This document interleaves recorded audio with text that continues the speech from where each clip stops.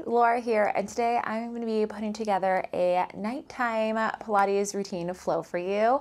I really like this flow because it is, I think personally, a perfect balance of strengthening and stretching to help calm your nervous system down before you go to bed, help to release any stress or tightness that you're holding in your body, and it's just a really great feel-good routine while still incorporating a little bit of strength if it happens to be the only movement that you're getting for the day, because it's just been one of those busy, crazy, hectic days. So all around, all-encompassing, well-rounded routine to do before you go to bed. You don't need anything for this routine, which also makes it really great travel-friendly as well.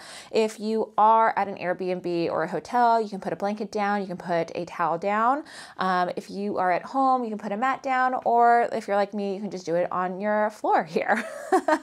So let's go ahead and get started in a laying down position. You'll have bent knees. Kind of think of like a bridge, but we're not doing a bridge. All right, so like I mentioned, we are going to start in a laying down position with your knees bent, your feet to the floor, almost like a bridge position. Your hips are going to be heavy into the earth. Go ahead and take those hands and reach them upwards towards the ceiling, starting to settle the shoulders into your pockets, so towards your hips. And then from here, we're going to get started with the hundreds. Take a big inhale to prepare. And on the exhale, you're going to float your hands down to your hips, lift the head, neck, and shoulders up, and start to pump for your hundreds. You inhale, 2, 3, 4, 5. Exhale, 2, 3, 4, 5. As you're pumping these hands, we don't have reformer straps in them, so they can be kind of big from your hips to your knees. But you want to be mindful that your head is staying stable here as we find the pumps from the backside of your shoulders. Your head, neck, and shoulders are looking diagonally over your knees, trying to peel those shoulder blades off the earth. And if you would like to, you can raise those legs at any point.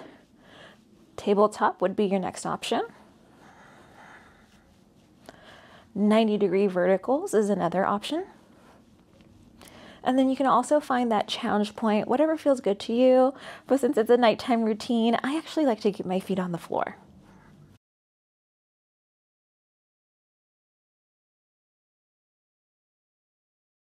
We're going to go 2 more times.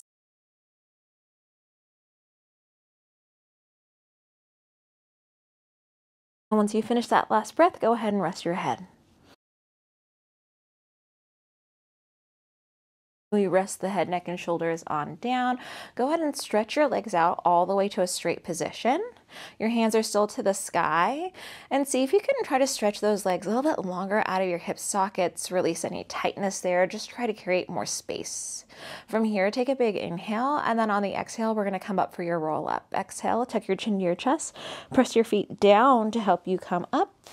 Reach your hands forward and over your toes. Your nose tries to go in between your thighs.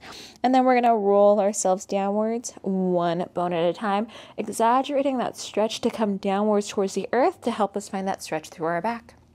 And again, exhale takes us up. Chin to your chest, pull the stomach backwards, reach your hands to your toes. On this last one, grab onto your toes or grab onto your ankles and see if you can pull that stomach back a little bit more. And then from here, we'll roll back down, one bone at a time. So you can continue to take that enhancement of a stretch every time you roll forward.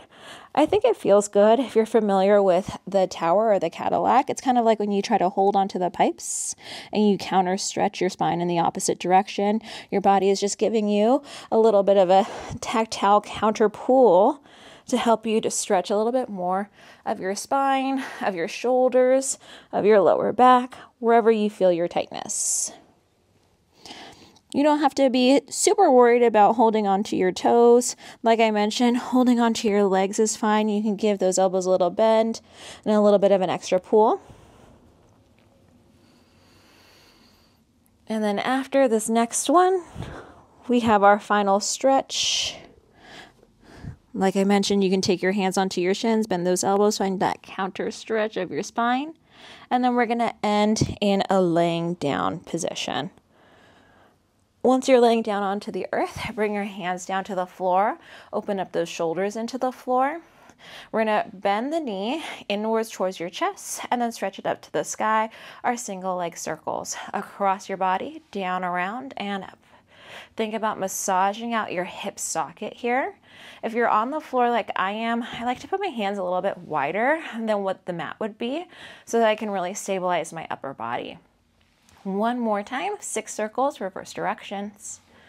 Think about trying to massage out your hip circle, or your hip socket, I should say, while keeping the box of your torso pretty steady. After your 6, bend that knee inwards towards your chest, give it a big hug, and then stretch it downwards towards the floor. Left leg is gonna be next.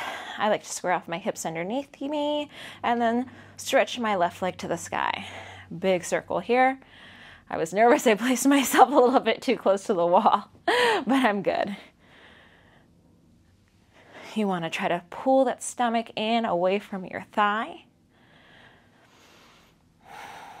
And after you finish your 6, pause at 12 o'clock, and then we find our circles in the opposite direction. Try to keep your eye gaze directly towards the ceiling, finding that spine lengthened along the floor. One more circle, hug the knee inwards towards your chest, big hug, stretch your opposite leg in opposition, and then from here, bring the second leg into your chest, hold on to the front of the shins, lift the head, neck, and shoulders up, pull those shoulders down your back, and start from the bottom for your rolling like a ball. We inhale back, exhale forward. Inhale back, exhale forward. The thing I see with rolling like a ball is actually not keeping that ball shape of your body. Try to keep your heel bones really close and in towards your butt bones. A lot of times what I see is people boop, kicking those toes up and overhead. And that's gonna use the momentum there to take you overhead versus connecting you to your lower stomach. That tight ball position is going to encourage you to try to round out that lower back, which is what we want. We want to try to create our C curl and massage out our erector spinae. Last 2. I'd like to spend a little bit of extra time here. Last 1. And then we're going to end in that laying down position. Head, neck, and shoulders up. Your knees into your chest. Stretch one of the legs out. Focus on that pull. We pull, and then we switch. Pull, and then we switch. Try to pull that knee in line with your hip bone. As you pull that knee in, you're going to stretch through the backside of your thigh, the backside of your leg, into your glute, and stretching through that lower back as well. One more right side. One more left side, both knees in, reach the arms and legs away, and then exhale, curl, double leg stretch. Arms and legs reach out, big circle, only 6. Stretch the body and home. Stretch the body and home. Belly pulls in, last one, big stretch, and in. Rock yourself up to a seated position. Once you're seated, you're going to go ahead and open those legs into a V position. What I like here about not having the mat is that I can open those legs as wide as I want to give myself that inner thigh stretch. Reach your hands forward across the room, spine stretch. Tuck your chin to your chest, pull the stomach in, make your butt feel heavy as you reach your arms forward. And then restack your spine back up to vertical. Shoulders trying to stack over your hips. And again, chin to chest, round it forward, flex your feet, deepen that stretch, and then resist yourself back up. Imagine when we did earlier, holding on to our legs, holding on to our feet, and try to create that same sensation in your spine without actually tangibly holding on to anything. As my arms go one way, my spine tries to go the opposite way, and then I'm back up tall. We're gonna go 2 more times. We stretch on the forward, inner thighs, hamstrings, lower back. When you come back up, you lengthen the spine, shoulders pull down. Last one. And up. Open those arms, letter T. We go into our saw. Twist the spine out, you're wringing it out. Bottom hip, left hip stays down as we reach the left hand towards the right foot. Come back up to center. Twist to the left side. Reset that right hip down, reach the right hand to the left foot, and then come back up a little bit faster. We twist and reach, lift and center, twist and reach, lift and center. So you get a little bit of a hamstring stretch as you reach those hands to your toes, but you also get a counter stretch, another stretch in your side body as you're aiming to get that opposite butt bone down as your hand is reaching in the oppositional direction. One more set here.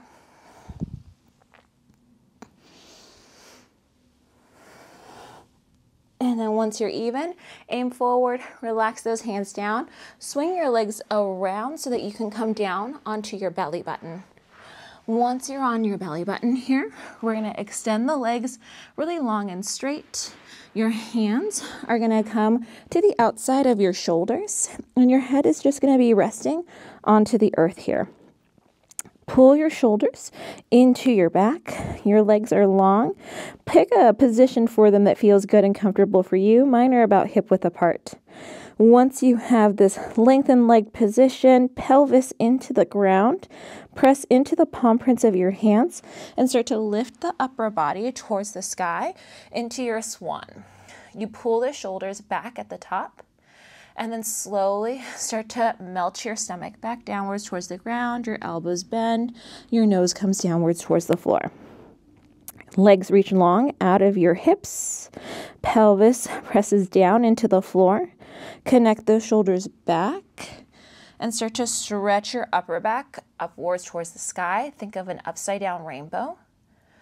Here you should feel your glutes at the top, but your stomach is hugging but a little bit released so that you're not overarching that lower back, and then resist it down. There is a little bit of an anterior stretch at the front, so we don't want that stomach to be tight in. We do want to allow the front body to stretch. Palms down, upper back up. Think about trying to pull yourself forward as you stretch your legs back, and then resist yourself back down. We're going to go one more time here. Pressing into the palms, stretching the legs away from you, trying to keep your pubic bone onto the floor. And then down we go. Once you're down, go ahead and take those hands a little bit closer together. Once you're here, you can either interlace your hands or you can go palms downwards towards the ground. I don't really know what's going on with my hair here. Okay, I'm going to go palms down to the ground like I'm in a Sphinx pose. Pull the shoulders back, elbows press down. Now from here, single leg kick. Flex a foot, you kick, and then down. Flex foot, you kick, and down. Squeeze a water balloon behind your knee while trying to lengthen your kneecap along the floor.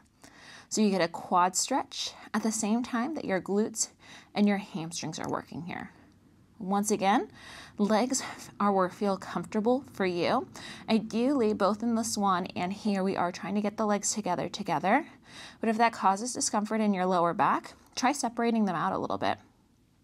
And that will give you a little bit of space in that low back until you work up into that strength and mobility to have that neutral position. One more on the right side. One more on the left side. Bring yourself back down to the earth, and you're going to turn your ear so that you have one ear to the ground, one ear to the sky. Your hands are going to come behind your back, your low back, and your legs, if you can, are going to try to tighten together a little bit. We're going to go 3 kicks into our booty. We kick, lengthen the legs, reach the arms, open up the back, and then bring the ear back down to the floor. Should be opposite ear this time. We kick, legs long, arms reach longer back to find that upper back extension, and then lower the ear, hands to the back, we kick again. Legs to the floor, push the feet down as you lift up. Try to squeeze those shoulders to the sky, ear comes down.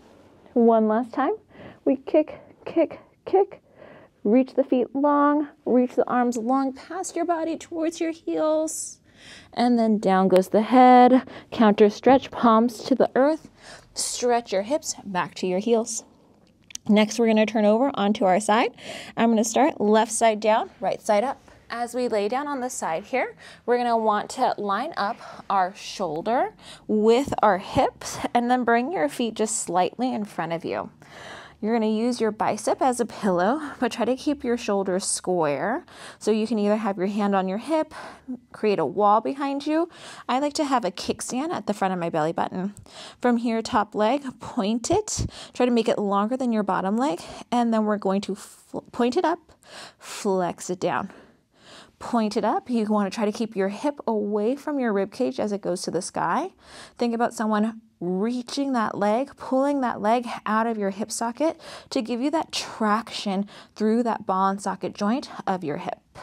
So we really want to try to push that hip bone away from you, push that heel to the opposite side of the room. As you go up, we get to work the outer hip while stretching that inner thigh. Last one here for 10. Then once you're done, go ahead and sit yourself up and flip over to the opposite side. Once you flip over, once again, we have those shoulders stacked, one shoulder over the other, hip bones stacked, one over the other, feet are slightly in front of your body. Take your hand to wherever feels good to you, reach that top leg long. From here, we point up, flex it down. Point it up and flex it down. You've got someone pulling that leg out of you to help create stretch through your top waistband, and also to create what we call a traction sensation into your hip. So you've got more space there. We've got 3. That flexing and pointing is also helping for your ankle mobility, and is a little bit of what we call neural flossing. One more time. Once you finish your 10, just flip over onto your stomach once again. Here on your stomach, we're going to go forehead facing down, but not necessarily on the ground. Legs long, palms facing the floor. Make sure that the tops of your socks, where your shoelaces would be, are facing the floor. Kneecaps towards the floor. And now from here, we're going to start to swim the upper arms and legs. So from here, opposite arm, opposite leg up, and switch, and switch. And then we go faster. As you're swimming here, think about reaching the arms out of the shoulder sockets, the legs out of the hip sockets. Your upper body is floating. We're stretching that front side of the body again while strengthening that back side. We're here for 3, 2, 1. After 1, slide the knees underneath you, come up onto your palms. Once you have this all fours position, press your palm prints into the ground, tuck the toes underneath you, lift the hips upwards towards the sky. And then from here, you've got options. You can either go into your plank to pike to help you stretch your shoulders and your hips, or we can take this into a walkout. So whatever feels good to you. Now I'm going to show you your walkout. You're going to go handprints, walking to your toes, gives you a hamstring stretch. Handprints walking out towards the floor, finding that plank position. Handprints walking to the toes, and then handprints walking out to a plank position. Let's go one more. Everyone is going to walk those hands back to their toes. Once you have your hands to your toes, just allow your head to hang a little bit heavier. Give me a little bit of a soft bend through those knees. Here at the floor, as the head is heavy, take your hands behind the back of your legs. Give me a little bit of an extra stretch by kind of pulling those palms into those legs, spreading those elbows wide. Release those hands and slowly start to roll yourself up, one bone at a time. And then once you're up in that standing position, you are all set. Now, doesn't that feel so good? I feel so open and so relaxed from that little flow, and I hope that you do too. And I hope that that helps you to go to bed a little bit easier tonight as we've relaxed your body, connected you to your breath, and helped to calm down your nervous system. If you like this video, go ahead and give it a thumbs up. Lets me know that you want more videos like this. And if you are not already subscribed to my page, go ahead and hit that subscribe button and ring the bell so that we can keep working out together, getting stronger together, and so that we can do what we love for life. Have a good one.